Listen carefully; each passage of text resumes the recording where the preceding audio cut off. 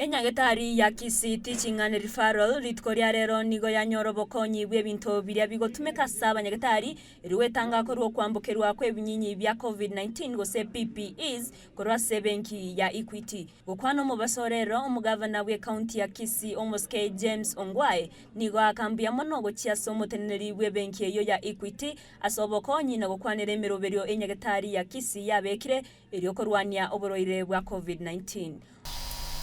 We have procured and distributed over 1 million face masks to our people. These are the general face masks, not the high-level face masks that you have brought here for health workers. We also have our own center, a vocational training center, which we've given them resources and they have been producing face masks, which we give to our brothers and sisters. The problem of COVID, first and foremost, is that even as we equip our health institutions with PPEs, we want to know that the hospitals are only a second line of defense. The first line of defense is just yourself as an individual. And it is in this context that we keep on talking to our brothers and sisters to be careful, to sanitize, to mask, and also to ensure that they wash their hands and all those things. Omo County Commissioner Omoske Jaldesa nigo boigo arwenkwana igoro yomo kyabamenyi ba Kisii babegete namakongu bawetera chinga kechi chia corona. Is that nobody expected this COVID-19, nobody planned for it, and the government could do so much in terms of resources to tackle the COVID-19 pandemic.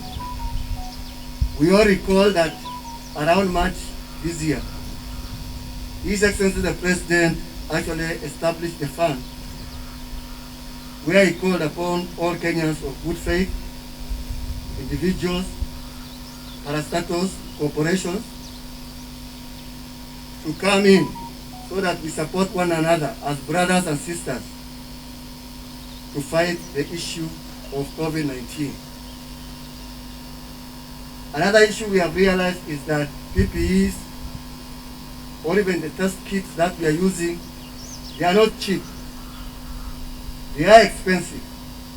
And that's why we are saying the call by His Excellency the President for all Kenyans to put their heads together, to put their resources together,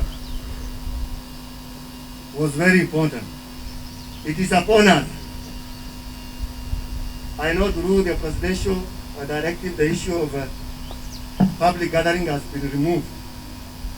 But still there are certain cultures, especially the funerals, where we have a challenge. And we have already directed the Ngauns at all levels to ensure that people respect the COVID-19 protocols as they mourn, as they attend burial ceremonies. Umuteneneri bw'ebenki ya Equity oyobo igore tobokonyi nigateba buna nigo bagochia kubwatera naso bwamo n'umugavana eryo kwenekya obokonyi bunobwo mbuche kogenderera gati yabo.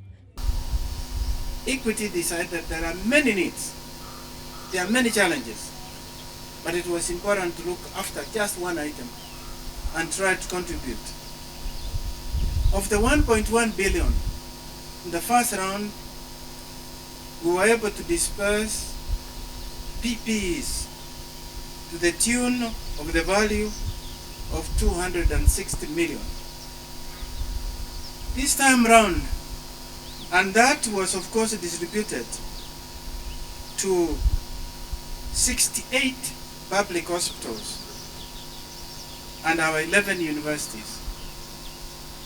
This time around, we've set aside 135 million. Although in terms of value of fund is less, and I'll be demonstrating that later, it is actually the same value in terms of commodities. Negasi y'abanyagetari bono kwenekya bunango kibare gukora imirimo yabo boikiranu na gokonya amagima y'abantu be county ya Kisii. Evelyn Osero, Getembe TV.